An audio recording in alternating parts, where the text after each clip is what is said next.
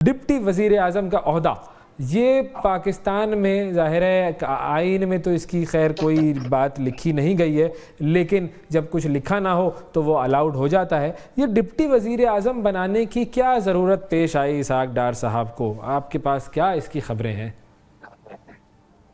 देखें, दो तरह से बहस हो रही है जब से ये नोटिफिकेशन हुआ है, लेकिन मैं आपको एक डिफरेंट एंगल देना चाहूंगा।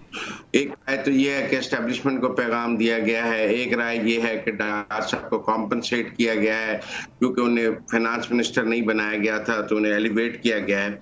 लेकिन मैं समझता हूँ कि बहुत दिनों से ये बात भी गर्दिश कर रही थी कि पीपल्स पार्टी अब दोबारा कैबिनेट में वापस आना चाहती है और पीपल्स पार्टी कैबिनेट में आने के लिए राहें तलाश कर रही है। उसमें ये फार्मूला भी देर बहस था कि जी बिलावल साहब को अब डिप्टी प्राइम मिनिस्टर बनाया जाए, खाली फॉरेन मिनिस्टर ना बनाया जाए। क्योंकि फॉरेन मिनिस्टर मौजूद हैं तो उन्हें डिप्टी प्राइम मिनिस्टर बना दिया जाए। मेरे ख्याल में ये एक पॉलिटिकल मूव है, स्ट्रेटेजिक मूव है कि आपने वो स्लॉट फिल कर ली है ताकि वो डिमांड ही ना की जा सके और आप कहें कि जी डिप्टी प्राइम मिनिस्टर तो ऑलरेडी मौजूद हैं। इसीलिए कल सबसे पहले बनने पर पीपल्स पार्टी का ही कुंडी साहब का ही रद्द-ए-अमल आया कि बिलावल कैंडिडेट नहीं थे और हम बहुत खुश हैं। तो मेरे ख्याल में इस स्ट्रेटेजिक मूव के ये ओहदा पीपल्स पार्टी मांग ना सके और इसको फिल कर लिया जाए किसी गुफ्तगू से पहले। तो अगर ये ओहदा पाकिस्तान पीपल्स पार्टी मांग रही थी तो उसके पीछे उनकी क्या ख्वाहिश थी? क्योंकि वो तो जब हम हमेशा एनालिस्ट से और आप जैसे लर्नड लोगों से बात करते हैं तो हमारे सामने मामला तो यही आता है कि वो हुकूमत में रहना चाहते भी हैं लेकिन जिम्मेदारी नहीं लेना चाहते। तो जब कोई जिम्मेदारी नहीं लेगा तो वो मज़े तो पूरे ले लेगा हुकूमत के। तो क्या वो जिम्मेदारी लेने के लिए तैयार है पाकिस्तान पीपल्स पार्टी? नहीं, उन्होंने तो देखे ना, वजारतें लेने के बावजूद जिम्मेदारी नहीं ली थी पिछली दफा पीटीएम में और तमाम अहम वजारतें भी ली थी और जिम्मेदारी भी नहीं ली थी। लिहाजा ये कहना कि जी वजारतें ना लेकर कोई जिम्मेदारी, उन वजारतें लेने से उन पर कोई जिम्मेदारी आ जाती है, मेरे ख्याल में मजे बढ़ जाते हैं। अच्छा, लेकिन अब सूरत हाल ये है कि इस दफा शायद एक इब्तदाई ख्याल था कि गवर्नमेंट के लिए बड़ी मुश्किलात होंगी, ये कोई आसान हुकूमत नहीं है, ये चल नहीं पाएगी, बड़े ही मुश्किल फैसले करने पड़ेंगे, आगे बहुत आग के दरिया हैं। लेकिन 2 माह में काफी आग के दरिया शहबाज शरीफ ने अबूर कर ली और उन आग के दरियाओं से अब जो है वो आगे अच्छी खबरों की नवीद बनते नजर आ रही है और शक्ल ये बन रही है कि शायद आगे हुकूमत आसान हो जाए और माली मुश्किलात। ये तो बड़ा अच्छा हो जाएगा अगर हुकूमत आसान हो जाएगी तो हुकूमत आसान होगी तो आवाम के लिए भी बेहतर हो जाएगा। आसान देखें, भंवर में फंसी कश्ती में कोई बैठना नहीं चाहता। जब कश्ती जो है वो सुकून वाले समुद्र में और दरिया में पहुंच जाए तो सब उसकी सवारी एंजॉय करना चाहते हैं। मेरे ख्याल में पीपल्स पार्टी ने देखा है कि 2 माह में चीजें तो हैंडल होती जा रही हैं, तो मेरे ख्याल है वो अब दोबारा शिप में आना चाहते हैं। तो अब ये इसहाक डार साहब का मैंडेट क्या होगा? मतलब ये क्या काम करेंगे? और फिर उसके बाद मतलब ये भी मुझे बताएगा कि इसहाक डार साहब ही क्यों? क्योंकि इसहाक डार साहब जो हैं वो तो नवाज शरीफ साहब के ज़्यादा करीब हैं। तो क्या ये भी एक इंटरनल रिफ्ट है कि उनको लगाया गया ताकि वो उन चीज़ों पर नज़र रख सकें और जो मामलात अंदर खाने हैं उनको कंट्रोल कर सकें, देख सकें? वो ही क्यों? कौन है जो नवाज शरीफ का आदमी नहीं है? कौन है जो नवाज शरीफ के टिकट पर जीत के नहीं आया? ऐसा कौन है जो नवाज शरीफ का नाम लिए बगैर वोट लेकर आ सकता है? सभी नवाज शरीफ साहब खुद अपने वोट ना ले सके। आप तो मतलब जिस तरह वो जीते हैं उस पर बहुत सारे सवाल हैं, लेकिन चलें आगे बढ़ते हैं। ठीक है, जीते तो हैं ना जी। हाँ, जीत तो गए बिल्कुल ठीक है, रिजल्ट तो आ गया, ठीक है ना। तो जीत गए हैं, ये ज्यादा इंपॉर्टेंट बात है। जो हार गए हैं वो हार गए हैं, जो जीत गए हैं वो जीत गए। मेरे ख्याल में डिप्टी प्राइम मिनिस्टर वहां पर काम करता है जहां पर प्राइम मिनिस्टर खुद मौजूद ना हो, फिजिकली कोई मीटिंग ना ले रहा हो, कैबिनेट में मौजूद ना हो, प्राइम मिनिस्टर के बिहाफ पे। अब ये अजीब बात है कि प्राइम मिनिस्टर ऐसा है जो 16 घंटे काम करता है, तो फिर ऐसे में डिप्टी प्राइम मिनिस्टर कौन सा ऐसा काम करेगा जब प्राइम मिनिस्टर मौजूद नहीं होगा? एक प्राइम मिनिस्टर के बारे में तो राय ये है कि ये सोता नहीं है, तो अगर जब ये सो जाए तो डार साहब डिप्टी प्राइम मिनिस्टर का काम कर लें, नाइट शिफ्ट लगाएंगे। नाइट शिफ्ट तो मुझे वो मेरे ख्याल में सेरेमोनियल बात है। ये पॉलिटिकल स्ट्रेटेजिक मूव है, इसमें कोई काम की बात नहीं है कि वो कोई ऐसा काम कर रहे होंगे जो शहबाज शरीफ उनके जिम्मे लगा देंगे, क्योंकि इकोनॉमी के भी ज्यादा काम शहबाज शरीफ खुद कर रहे हैं, फॉरेन मिनिस्ट्री के भी ज्यादा काम शहबाज शरीफ खुद कर रहे हैं। आप देखें ना, इंटरनेशनल जी सारी फॉरेन पॉलिसी वो खुद देख रहे हैं, ये IMF की MD से भी वो खुद मिल रहे हैं, IMF को भी खुद देख रहे हैं। जी, तो यही तो मुझे समझ में नहीं आया कि फिर क्यों जरूरत है इस ओहदे की। मैंने आपको कहा, मुझे एक ही बात समझ आती है कि पीपल्स पार्टी मांग न ले, इसलिए फिल इन द ब्लैंक कर दिया गया। तो इसका मतलब है पीपल्स पार्टी और नून लीग में भी, मतलब ज़ाहिर है हुकूमत और पीपल्स पार्टी में भी इख्तलाफात होंगे और हैं और नजर आएंगे।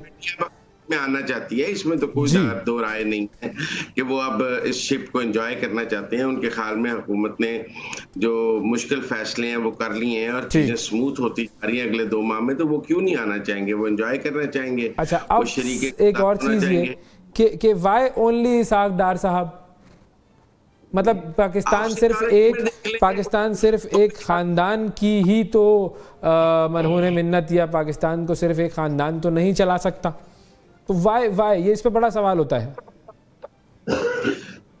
दूसरा चॉइस ख्वाजा आसिफ हो सकते थे। आप बताएं, सीनियरिटी में 2 ही वजीर हैं इस वक्त जो सीनियरिटी और कैपेबिलिटी 2 अलग-अलग चीजें हैं ना सर। नहीं, आप सीनियरिटी पे ही बनाएंगे ना, आप जूनियर मोस्ट को तो डिप्टी प्राइम मिनिस्टर नहीं बनाते। क्या अगर वो कैपेबल है तो?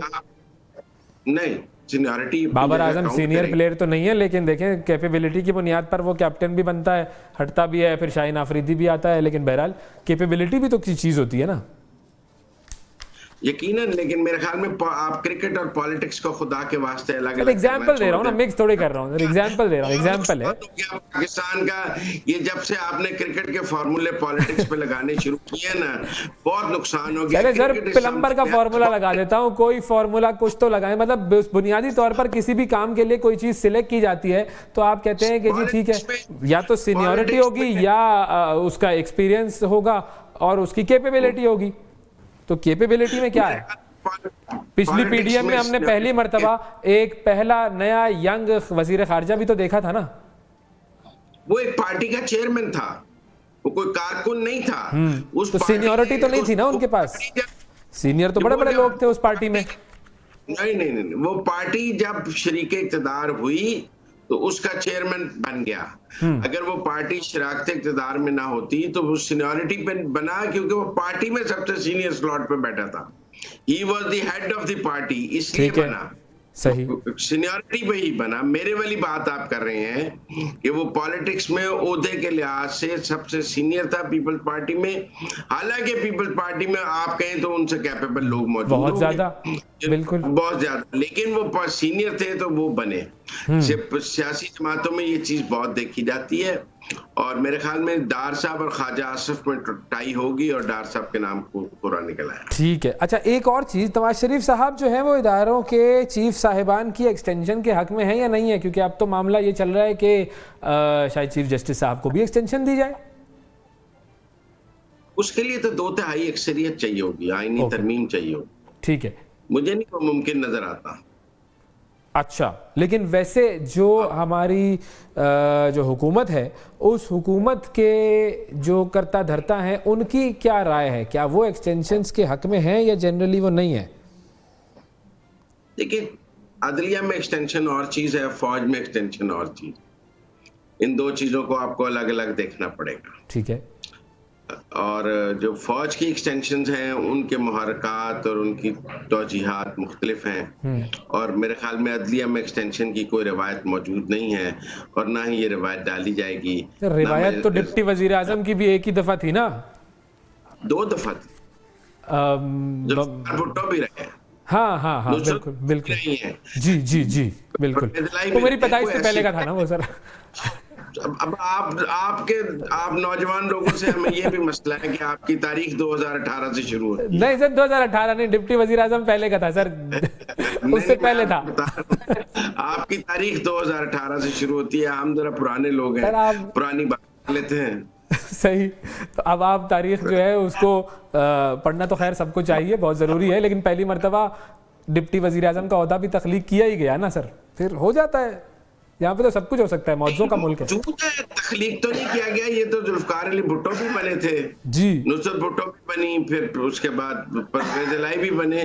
तो इसका अपनी एक रवायत मौजूद है, जब भी सियासी जरूरत होती है ये ओहदे को इस्तेमाल कर, जरूरत सियासी जरूरत के तहत इस्तेमाल होता है। तो क्या चीफ साहब को, यानी कि हमारे जो अदलिया के चीफ साहब हैं, उन्हें एक्सटेंशन देने की जरूरत भी तो सामने आ सकती है ना सर?